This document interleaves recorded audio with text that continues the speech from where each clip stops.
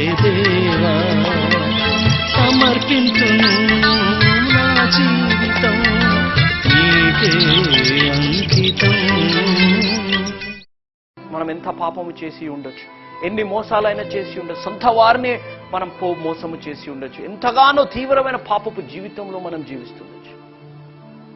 ప్రేమించిన వారు మోసం చేసి ఉండొచ్చు, తల్లిదండ్రులు చెప్పకుండా మనం ఎంతో హద్దులు దాటి పాపము చేసి ఉండొచ్చు, ఆ ప్రేమ అనే ముసుగులు. కానీ టుడే తమ్ముడు చెల్లెమాకాయ అన్నయ్య, దేవుడు ఇంకొక అవకాశం నీకు నాకు ఇవ్వాలని ఆశగలిగి, ఎంత పాపము మన ఆలోచనలతో, ఎంత పాపము మనం ఊహలతో, ఎంత పాపము మన క్రియలతో మనం చేసి ఉన్నాం. మోషే గారికి ఇశ్రాయేలు దేశస్తులకి ఇచ్చినట్టు ఈరోజు దేవుడు నీకు నాకు కూడా ఒక అవకాశం ఇవ్వాలని ఆశగలిగి, ఆ అవకాశాన్ని సద్వినియోగం చేసుకుందాము. దేవుని ఏ విధంగా మనం స్తుతిస్తున్నాం, ఏ విధంగా ఆరాధిస్తున్నాం, దేవా నీకు నా జీవితంలో ఎంతో విలువ ఉంది అనే విధంగా మనం జీవిస్తున్నాం. దేవుడికి ఇష్టము లేని పనులు మనం చేయకుండా ఇష్టమున్న పనులు మనం చేస్తూ జీవిస్తున్నాము. మోషే గారు దేవుణ్ణి ఆరాధించారు, నమస్కరించారు. ఎందుకు? ఇంత బలమైన రూపంలో దేవుణ్ణి వారు ప్రేమిస్తున్నారంటే అంత బలమైన రూపంలో పాపాన్ని కూడా వారు ద్వేషిస్తూ వచ్చారు. ఈరోజు దేవుని యొక్క ముద్ర మన జీవితాలలో ఉంది. దేవుడి యొక్క నీడ మన కుటుంబ జీవితం, వైవాహిక జీవితాలలో ఉంది. మోషే గారి జీవితం మారిపోయింది.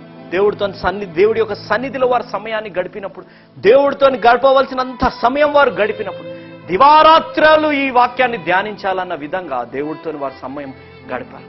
ఎంతో సన్నిహితంగా, ఎంతో బలమైన సంబంధం వారు కలిగి ఉన్నారు. కాబట్టి వారి ముఖము ప్రకాశించింది. ఈరోజు నీ ముఖము నా ముఖము చూస్తే దేవుడి యొక్క వెలుగు మన ముఖాలలో కనపడుతున్నాయి. కోపము, నిరాశ, నిస్పృహ, లేకపోతే చిరాకు, అవన్నీ మన ముఖాలలో కనపడుతుండొచ్చు మనం మాట్లాడకపోయినా. కానీ దేవుని యొక్క వాక్యపు వెలుగు మన ముఖాలలో కనపడుతుందా? ఎప్పుడైనా మనం ఆలోచించామా? అందరూ రక్షణ పొందుతారు, కానీ ఎందుకు? ఒక్కొక్కరి సంబంధంలో ఆ భేదాలు అనేవి ఉన్నాయి. కొంతమంది దేవుడి యొక్క ప్రకాశం వారి జీవితాల్లో కనపడుతుంది, కొంతమంది జీవితాలలో వెలుగు ఎందుకు కనపడదు? ఎందుకంటే మనం దేవుడితో గడపవలసిన సమయాన్ని గడపట్లేదు, దేవుడికి ఇవ్వవలసిన విలువ మనము ఇవ్వట్లేదు. కాబట్టి ఈరోజు నా జీవితాల్లో మన హృదయాలకు కూడా సాతానుడు అనేవాడు ఒక ముసుగు వేసేసాడేమో దేవుని యొక్క వెలుగు మనం చూడకుండా ఉండడానికి. ఆ వెలుగుని మనము చూడాలి అనంటే క్రీస్తుని మన సొంత రక్షకునిగా మనము అంగీకరించాలి.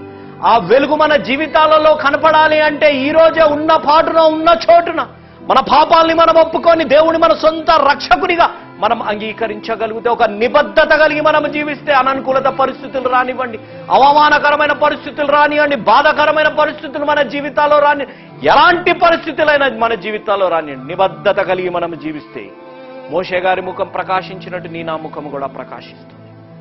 ఈ లోకము చూస్తుంది నువ్వు ఎలాంటి వాడివి, ఎలాంటి దానివి అని చెప్పి ఆ ముఖము ద్వారా ఈ లోకము చెప్పగలుగుతుందేమో నువ్వు క్రీస్తు బిడ్డవో, క్రీస్తు బిడ్డవి కాదో అని చెప్పి. ఈరోజు నా జీవితం కూడా ఆ విధంగా ప్రకాశింపబడాలి. నా జీవితంలో పాపం అనే ముసుగు వేసుకొని మనము కూడా జీవిస్తుంటే ఆ పాపము ముసుగు మనం తొలగించుకుపోవాలి. మన జీవితాలలో కూడా ఇశ్రాయేలు దేశస్తులకి దేవుడు చేసిన వాగ్దానము నెరవేరాలి. ఈ భూ ప్రపంచంలో ఉన్న ప్రజలు చూడని అద్భుతాలు నేను నీ జీవితంలో చేస్తానన్నారు. ఆ విధమైన అద్భుతాలు నా జీవితంలో జరగాలి అనగా ఈరోజు ఉన్న పాటున, ఉన్న చోటున మీరు నిర్ణయం తీసుకోండి. God wants to change your life. దేవుడు నా జీవితాన్ని మార్చాలి అని, దేవుడు ఒక అద్భుతాలు, ఆశ్చర్యకార్యాలు నా జీవితంలో చేయాలని, మహిమ మీద కాదు, దేవుని యొక్క వాక్యపు వెలుగులో మనము నివసించాలి. ఆ వాక్యపు వెలుగే మన జీవితాన్ని మహిమకరంగా చేస్తుంది. అద్భుతాలు, స్వస్థతల మీద కాదు, దేవుని యొక్క వాక్యాన్ని జీవించడం, ఆ వాక్యపు వెలుగులో అనుసరించడం మనం చేయాలి అనగా ఈరోజే ఒక నిజమైన యేసు అనుచరుడుగా మారాలి. ఎందుకనగా యేసు మార్చేది జీవితాలు, మతాలు కాదు అనేది మీరెవ్వరూ మరవ